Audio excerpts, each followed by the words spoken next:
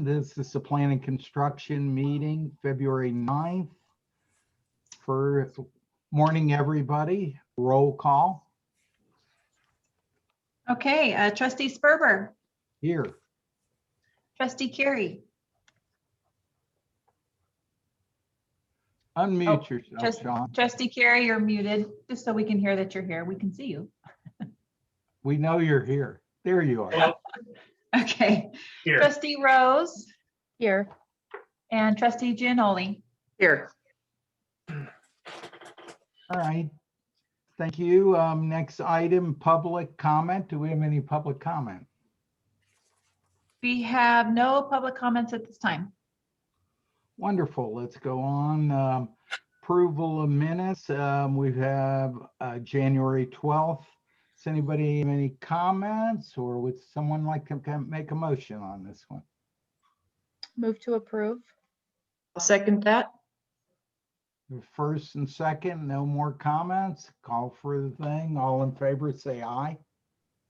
Aye. Aye. Against? None. Unanimously approved. Moving right along here. Item number 4. Okay, we're going into, we only have one item on this thing. Item number 210207. Miss Butterfield, are you around to give us a little talk here?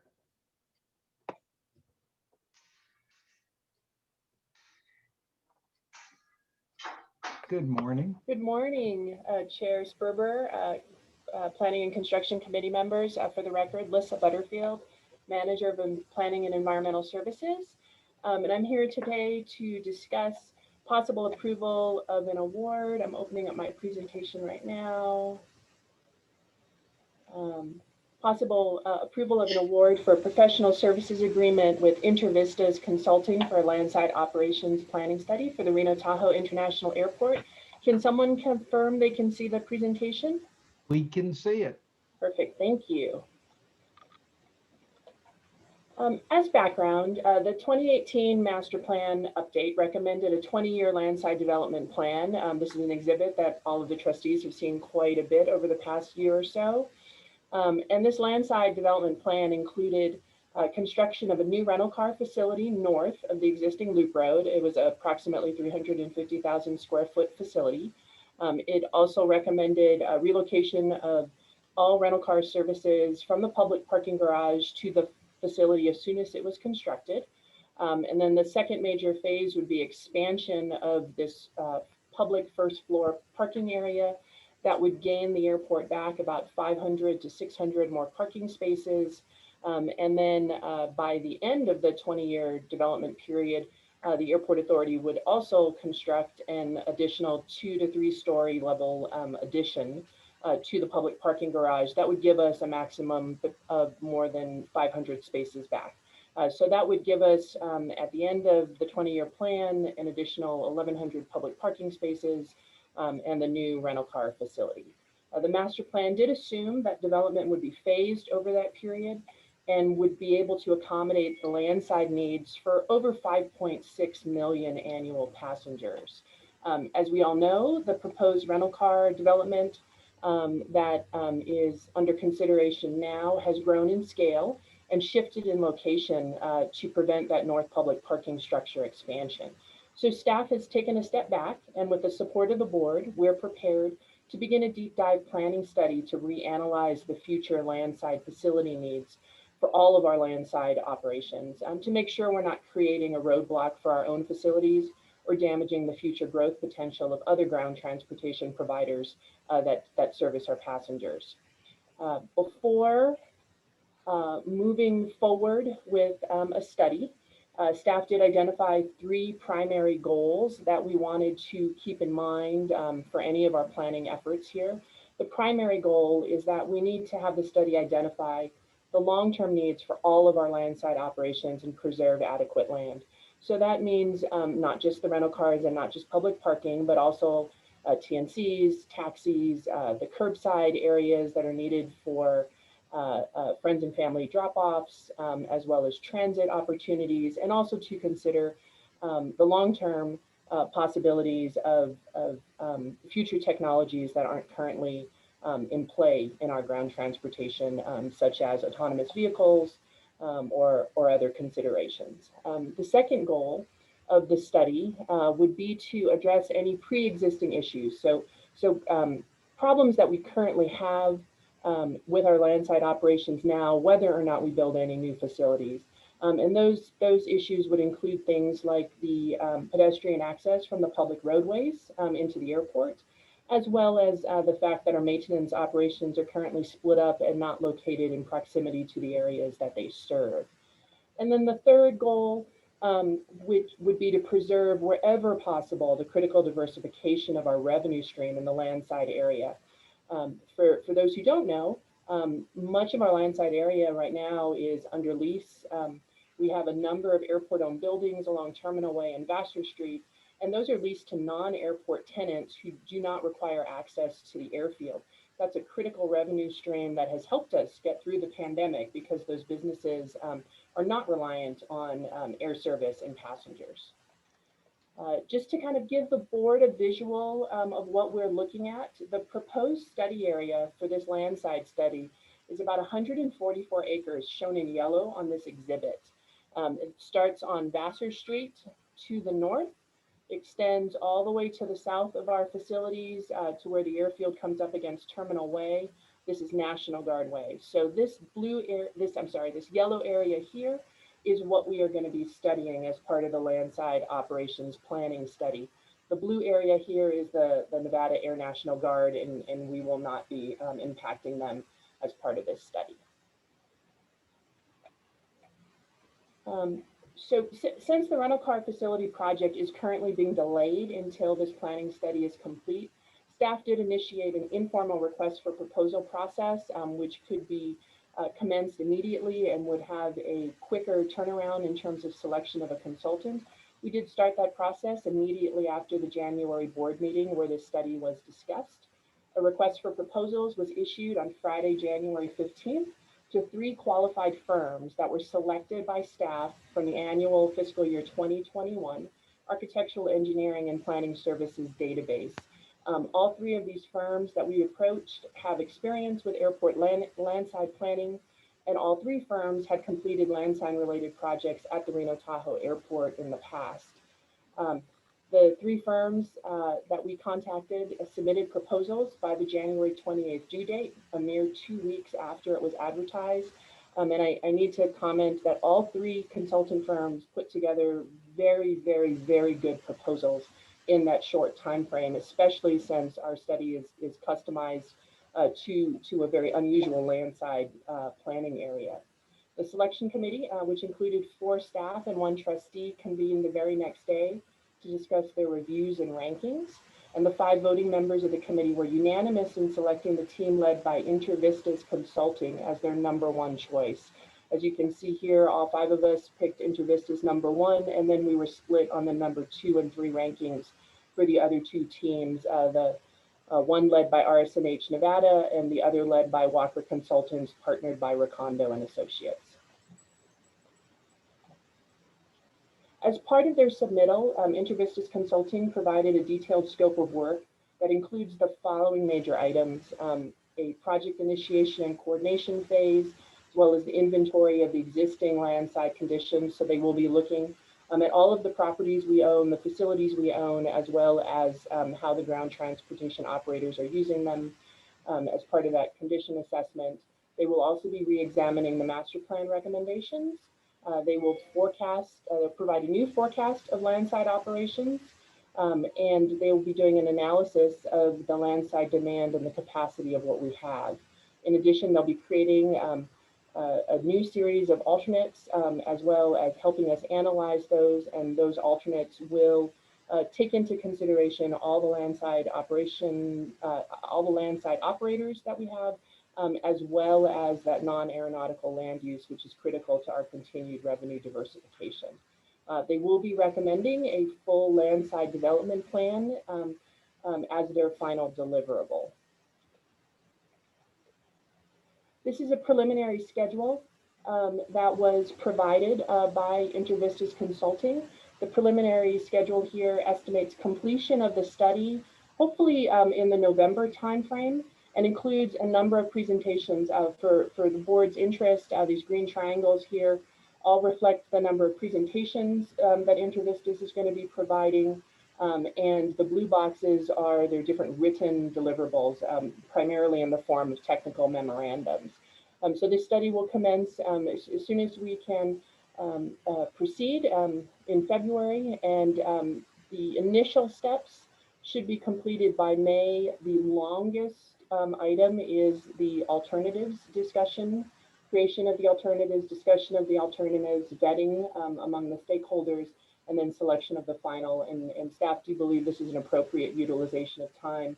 The alternatives component should be a well publicly vetted process. And then just to kind of touch on the selection itself, InterVistas Consulting is going to be doing nearly all of the work themselves in-house, primarily with staff from their San Mateo office. They've partnered with Conoco Incorporated. They do not do construction projects, so Conoco is going to be providing them with cost estimating services for the final alternates.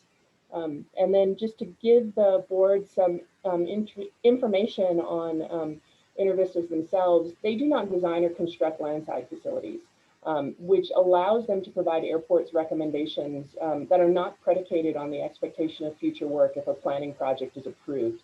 They give us a very, very unusual approach to it because they're not hoping for future planning and design, design and construction work. They also only work for airports. So while they do have a lot of experience with public parking and rental cars, they do not provide services for rental car operators. They don't provide services for public parking operators. So there's no conflict of interest when balancing the needs of ground transportation providers and the airport sponsors. This snapshot here shown on the PowerPoint was provided by InterVistas, and it shows a selection of their experience with small, medium, and large hub airport projects with similar components to this study, including work they've done on access and circulation roadways, work they've done with terminal curbsides, as well as parking facilities, rental car efforts, commercial vehicles and transit services, and more importantly, because this is kind of the outlying item on our landside study, is the non-aeronautical land use component. So this is a group that has extensive experience doing similar work at other airports, and we really do look forward to working with them on this study. Just to touch on the final proposal, if approved, fiscal impact for the study is shown here. InterVistas' initial proposal that matched the scope of work I just discussed included a fee of $254,990. However, staff is asking the board to approve a professional services agreement in an amount of $300,000. So that is above their original proposal. The additional funding that we're asking for would allow staff to negotiate additional scope items or to potentially add some services as needed throughout the study, and to allow us to expedite the study as quickly as possible. Some of the potential additional scope that we could include would be an expanded analysis of those pedestrian access issues from Terminal Way. We think that there's an opportunity for more work to be done to come up with some solutions on how to deal with our pedestrians in that area. We could also add scope associated with identifying interim parking options as that could be useful during construction. As you know, those of you who have been participating in the rental car meetings, most of the construction options require shutting down certain portions of public parking. And we think that public parking is a valuable enough commodity that any future development that we plan on needs to identify interim parking options so that we can maintain public parking for our customers even when areas by the parking garage are under construction. In addition, their original scope did not include outside agency outreach, and we think that there will be a necessity to talk to the City of Reno as well as RTC Washoe related to transit, related to pedestrian access, and related to any of the work that might be done along that Terminal Way area. In addition, because we're in a pandemic, the consultant team assumed that most of their participation would be remote and there would be no on-site visits. So this additional scope could be utilized near the end of the study to bring them in person to have in-person workshops if that is something that we decide is safe and an efficient use of time. And this slide here shows staff's recommendation if the board would consider it. Chair Sperber, that concludes my presentation. I'm happy to take questions from the committee. Thank you. Thank you. Questions, comments, guys?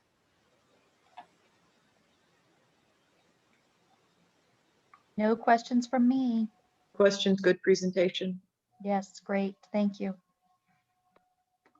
All right. One of the things I want to make sure this thing is going to be done on a time and material. So because flexibility is very critical on this. Yeah, I can see you're going to start going in a direction and decide. Is that the setup of on this thing? Yes, it is time and materials based. Great. Great. I wanted to make sure that to allow you that flexibility, because I think you could go a bunch of different directions on this thing, and I'm glad you've got some people with some expertise to do those kind of things and look in the directions what makes the best sense for us. Chair Sperber? Yes, yes. Go ahead, Thank Darren. you, sir. Darren Griffin for the record. I just wanted to make a couple comments here. I've worked with InterVistas.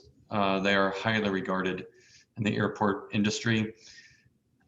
Because all they do is planning, they're really good at it. And their project manager, Peter Mandel, is somebody I've worked with in my past experience trying to solve really complicated airport planning issues. And so I was excited to be able to work with them in this very accelerated effort, as you all know. So I think this is a great result coming out of our conversation exactly 1 month ago. And so I want to give kudos to Lissa for pulling off the near impossible and bringing us a contract for your approval exactly 1 month after we talked about this. So not easy to do, and to also have a great process. I want to thank Trustee Chaplin for participating in that. We had great proposals, and just really excited to move through this process with the board. I think all of our questions will get answered, and we're going to land in a great place with our rental car partners. And so here we go. Thank you. Yeah, fantastic. I'm glad you said a few of those things. Obviously, I love that in a month that you got yourself to this point, having somebody independent. And I saw that too, of having somebody that's not trying to get, I can tell you in the consulting biz, a lot of times consultants who are trying to get the next phase is, planning is always set up front, and it makes them somewhat not as impartial when they do sell certain types of expertise. So I think that was a great selection and idea. I saw that too with somebody with just miles of experience in this area. And, I'm pretty happy about that. And, you start looking at all that land around that thing going all the way up through Vassar. There's a lot of things that we don't think about that land. You think that the taxis are sitting there waiting way up there in those areas, and some of the things that we've got along those, we're not really thinking about that. We kind of have that hidden away that we're not looking at that on a day-to-day, but interfacing all its properties together is really, really good to really look at this much bigger than right at the front door of where passengers go in and out. How do you operate within the whole thing? So, I'm pretty excited at what you're going to find. Me too. All right, Thank you, sir. All right, sounds good. Well, then, anybody got anything, or would somebody like to make a motion?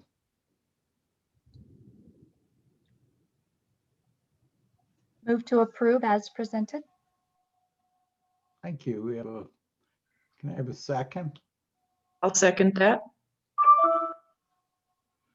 All right, we have a first, second. Any other comments? It's going very smooth. But call for the motion. All in favor, say aye. Aye. Aye. Opposed? Nothing. So sounds wonderful. Ms. Butterfield, looks like you got a little work to do here. And, we'll be talking about this thing, I'm sure, quite a bit on the thing. But, great job so far, guys. I'm pretty excited about this one. Thank you.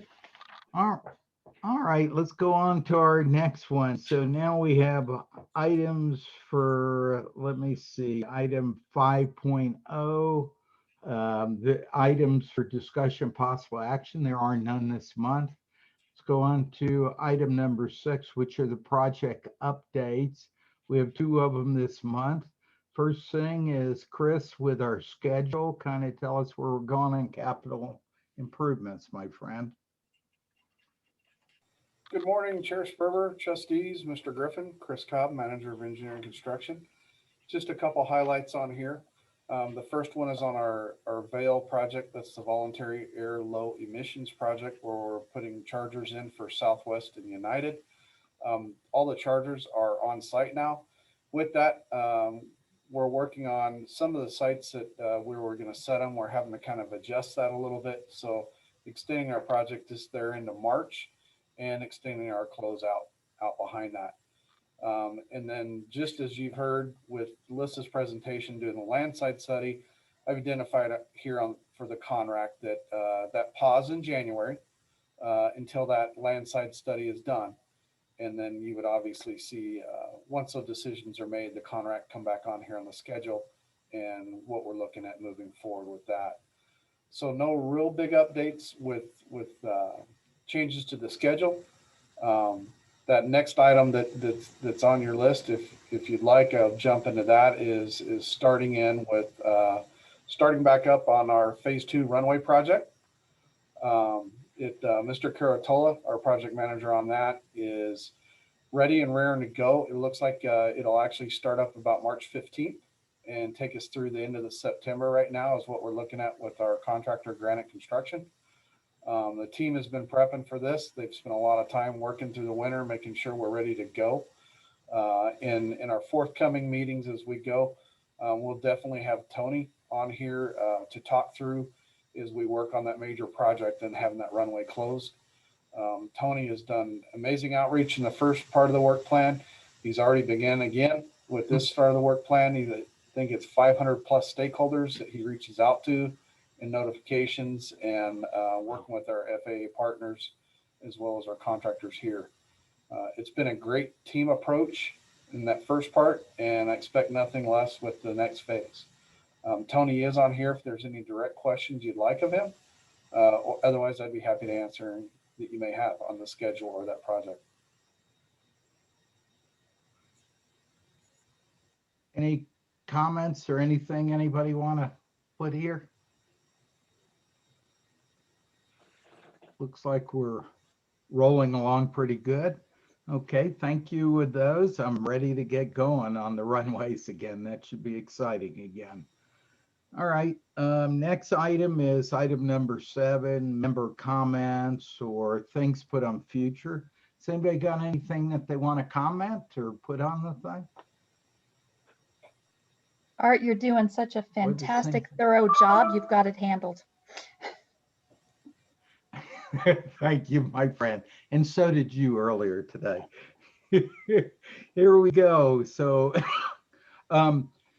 the one thing on the thing is the question, though I question whether to do that or not, is whether to put on, as you know, we go through on project updates, whether we want to put that planning on each month. I know the first month or so, not some formal thing, but the planning that we're doing, maybe after a couple months into the thing, not a detailed, Darren, but would it make sense to maybe just kind of give us an update, you think, on a monthly?